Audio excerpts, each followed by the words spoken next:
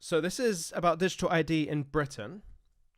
From what I know, this is a gentleman who lived in China and has moved to the UK and has seen everything going on with the UK and what they plan to do for the digital ID. And he's giving us a Chinese warning. Let's talk about digital ID. I mainly lived in England, but I also spent time in China, where digital ID is everywhere. And it's obvious to me that the English people, the British people, are being told a lie about what really digital ID is about. Right now, they're telling you it's to stop illegal migration, to stop illegals from working, and to be able to provide easier access to services.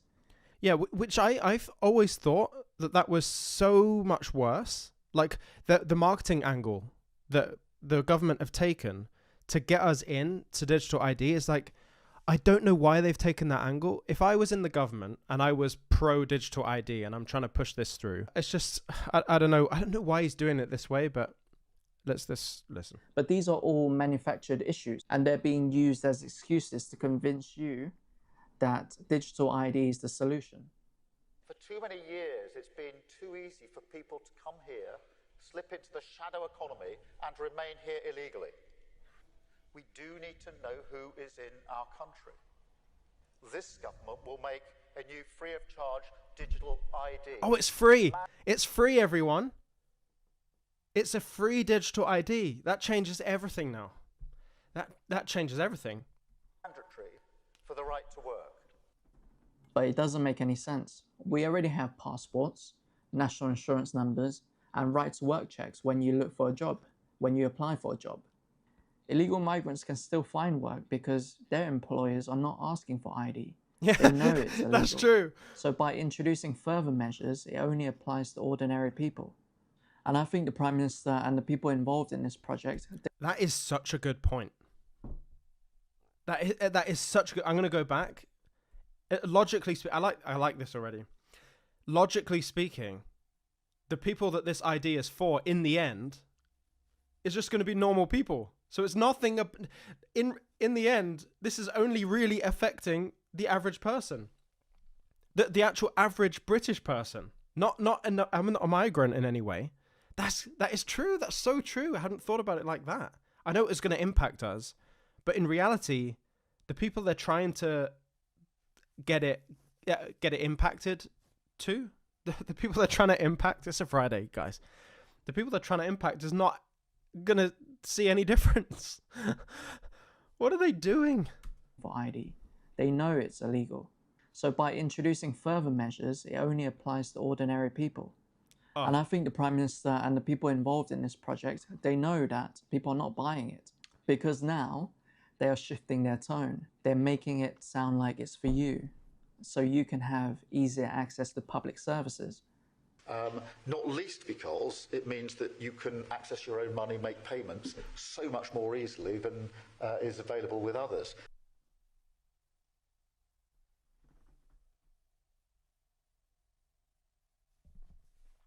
So I can make payments more easily. I can make payments more easily than tapping my phone. How much easier could it already be?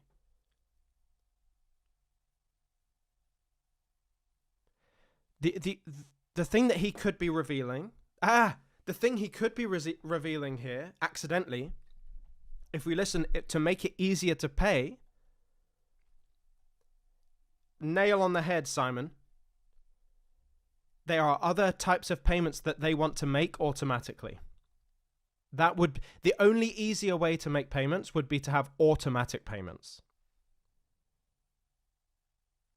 In addition, if things are easier to pay, it's easier to make payments, and you integrate CBDCs and programmable money, which we know is part of the trifecta. The trifecta is digital ID, CBDCs, and programmable money. Once you combine all three of those, you end up paying your tax automatically. You end up getting paid for your work automatically, like every day or whatever, that's probably not too bad. That's probably a pretty good one. But if they want to limit your transactions into CBDCs and the programmable money, making payments will be easier with the digital ID in place. So he's basically, he's not just saying, you know, payments. Thing is, when people hear this, they just think they don't think about the repercussions of what he's just said, and they'll be like, "Oh yeah, payments can get better." How? How do payments get better? Please, people, just ask yourself, how does a payment get better or easier? And what has to be in place for it to get easier and better? And that should unlock the whole thing about CBDCs, programmable money, and limitations on you as an individual. But the thing is, do you know what the difference between me and you and the rest of the population is? That the population don't ask questions. So I think now we need to go out and make that case of the huge benefits that this will bring. There needs to be a national debate about it. And I think that the more people see the benefits that come with this, the more, as has happened in other countries, people say, that will make my life easier, and therefore I want to get on with it. In China, they don't try to sugarcoat it. Everyone knows it's about surveillance and control. But it works for China because it's authoritarian by design. Everyone has agreed to have freedom within boundaries. They know what they can say, what they can't say, and what they can't do. And what happens when they cross the line. Because the law has consequences and people stay within it. It's strict, but it's predictable. Out of a possible 950 points. A score in the 700s is considered good. Around the 500 mark is... It's like a credit score. You have an app that should check your credit score. I think there's a Black Mirror episode, I think, on this, where it's like you get people in the poor neighborhoods that have low credit scores, low social credit scores, and people on the streets that, like, these are like maybe some educated people, like smart people, but they got demoted in society to live on the streets because they had a low credit score, a low social score. And literally, it's an app on the phone. It tells you how in compliance you are with the government. That's crazy. It's not. For now, the number is a sort of bank credit rating, keeping track of everyone's spending habits. I think being ranked is a good thing.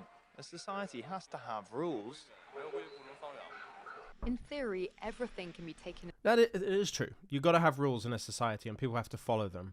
The thing is, and that's it's hard. It is, to the degree to which the state has power, it's really like it's a massive. It's not binary. It's not one or the other. Like there should be it's not like there should be no laws, and it's not like the laws should be so restrictive that there's no, like, free speech, for example. Somewhere in between. Oh my goodness, it's tough, isn't it? It just feels to me like this in China is a bit too far, and the UK is too far the other way. Because the amount of the respect people have for policemen and the law has definitely gone down. Like when back in the 90s, for example, and I won't tell you how I know this, but the police were respected. In the 80s, the police were respected because they were there to protect the civilians. Everyone knew it, and the criminals knew that if they didn't follow the law, they would not only be in trouble, but they would also probably get hurt. Like it was a show of kind of power on the street to have the police there. Now you get policemen coming into schools, and the kids are like throwing chairs at them, and they get in no trouble. It's like swearing at them. There's no respect. It's just there's no respect for policemen anymore. So like the UK is on the other side, where there's no repercussions for basically anything, unless you're tweeting something and you can get arrested for that. We really need to figure it out. Into account in the social score, even the most innocuous errands like supermarket shopping. When Xiao Wen Wang makes an electronic payment, Her purchases tell the state a lot about her. Buying cigarettes would count against her. On the other hand, nappies show she's an attentive mother. Beer could indicate alcoholism. She'd be better off buying water. But that's not going to work for the UK. The mindset, the people are very different. This is the birthplace of Magna Carta. We don't want big government. They're trying to sell you the idea of modernization and efficiency, but that's not the end goal. I think they're trying to create a centralized digital footprint for everybody, linking your money, your movement, and all your records. This way, they can find new ways to tax you more. Because that's what the UK government is run on. Taxes. Taxes from you. Yeah, and terrible taxes too. I know it. The taxes I've had to pay, I can't even... When I think about it, I feel sick. That's why I think in the UK, if everyone is subjected to a digital ID, it'll be worse than China because they're running out of options. We already have one of the highest tax rates in the world, 45%. I know. It's worse, actually. It's actually worse than that because that's the number that they give you, but then there's other taxes as well. And there's only so much more they can raise from that.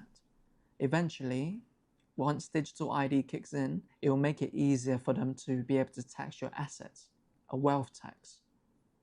And if more countries sign up to this, just leaving the UK wouldn't be enough because there'll be cooperation, there'll be cross-border taxes with digital ID making it easier. In China, digital ID connects everything from your travel cards to your banks to what food you order from delivery apps. If you break the law, break the rules, they can restrict access to your services and freeze your accounts because everything is made digitally. 99% of China doesn't use cash anymore. Everything is digital. I saw this in a video of a guy going around. They just use WeChat to pay. It's literally like, imagine going around and it's all coming together. This is what Elon's doing with X. So let me bring you up to speed. One of the biggest companies in China right now is WeChat. WeChat is essentially WhatsApp. But people pay using WeChat. And Simon has brought it up again. This is what Elon has in mind for X payments. Now, everyone's got their speculation. Will X payments be using XRP? I think, for the same reason that I'm just piecing this together now. Like this is all revelation. It's all coming together in my head. The X, the letter X in XRP, in XDC, in XLM, it references its ability to move cross-border. It's agnostic, meaning it doesn't matter. It doesn't matter what country you're in. X relates to that. So the XRP is the cross-border, right? X payments, likely it'll be XLM, to be fair. Could be XRP as well. But I think Elon has seen the rise in WeChat because WeChat is a ridiculously big company. He's seen the rise in WeChat and he's thought, that's coming here. We're going to have digital ID. We're going to have this social credit score. And I want to run all the payments that are going to happen because like they said, 99% of China, there is no cash anymore. 99. That's higher than the UK. That's higher than anywhere else in the world. And I'm telling you, it's probably about 99% of all the digital payments that are made in China are on WeChat. And so I'm going to throw it out there. If this all happens and X payments does end up playing that role, X payments will be the largest company in the world. The amount and to be honest, whoever's doing the transactions for those, like in the background, that's a massive, massive deal. I don't know what that means in terms of price for these assets, but there's a reason why most of us are positioned in XRP and XLM. That's a really big deal,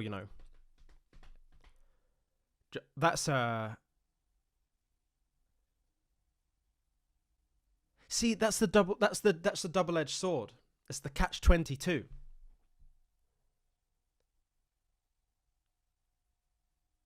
And the reason it's a catch-22 is because if we get this digital ID world, then on the other side of that, we get the potential of using X payments. If X payments get used, it's going to use cryptocurrency in the background. It could be XRP or XLM. And so we get digital ID in order to get this big explosion in usage for XRP or XLM. But if we don't get digital ID, then we maybe don't get that takeover. And this is why I said it on the on Paul Barron's podcast. I've just lost my train of thought, to be honest. I was piecing too much stuff together in my head, and I lost it. Where did it go? This is the problem with having too many thoughts. It'll come to me in a sec. On your phone, mobile payments, and it's all linked to a digital ID. Once digital ID comes in and everything is digitalized and centralized, they'll know how much you have and how much they can take from you. This is very worrying for the UK because this is supposed to be a democracy. And even further than that, this is the way things play out. If we're going black pill and we think that this actually takes place, this is what happens. They take UK, and the UK have this digital ID. A few years go by. This is likely 2027 to 2030, this time period. All of the countries around the world are getting their CBDCs locked in, right? Because that's actually the time frame. We've done all the research on this channel about CBDCs and when they're going to play out. 2027, 2030 has been the prediction I've been making for the last 4 years. Europe will be watching the UK. The UK will be a success, and then they'll roll it out to Europe. And guess what happens then? You take all of Europe, and now all of Europe are using the same payment structure as the UK because it works. And all of it will be almost like a continental banking system where you don't have the local bank down the road. You just have like Europe Bank, right? Or World Bank or something like that. That's a cryptocurrency, World Bank. Watch out for that because it could play a role in this whole thing that I'm just talking about here. You have like World Bank, and that includes all these countries in Europe and the UK. Then the rest of the world who are also kind of like wokey, without, I don't know a better way to put it. They'll also start adopting it, and we'll end up with a one world government. Even law, like I'm even thinking now, even the legal systems of these different countries will just end up being the same, because then you can enact the law cross-border. AI will play a role in this. There'll be like AI judges, and these judges know the law, know the precedent, and everything, can get all the context from all of the different elements. You'll have jury members that are AI that can assume different roles and stuff and see different angles and emotions. And I imagine a world, man, we're having revelations today. I can imagine a world where you buy too much beer, right? Let's say they don't want you to drink. You buy too much beer or meat. Should we say meat? You buy too many steaks. The government say that that's, bad for the environment. You buy far too many that they say, actually, we want you to come in to court to explain what this was. So you go into court and you sign in on a screen. And you go into a room with cameras all around you. You have an AI judge, an AI jury, and they will determine what punishment you get. So that might be like a 30-day ban on buying meat. It could be you're not allowed to buy meat. Could be you're now held in this prison for this amount of time, and then when you get out, you have a reduced meat kind of consumption allowance. I can imagine a world. I don't know when that happens, but I can imagine that world. I mean, am I going crazy? Please put something in the chat to let me know if I am or I'm not, because I feel like I've just pieced a load of stuff together there, and I think I've just had a really good prediction. Or yeah, you only can eat once a day or something like that. past year, 12,000 people have been arrested for offensive comments, and that's before digital ID comes into place. Madness. Once it's introduced, every comment, every post will be linked back to your digital ID. So my thoughts are, it's not going to work for the UK, and it's not in the best interest of its people. Sophie from... Okay, go and give him a follow, guys. Let's talk about digital. He was on Time and Place. Time and Place is his YouTube channel. You can see it right there. Wonderful video. Calmly communicated. I love videos like that. Very good. I'm going to leave a like there and a comment.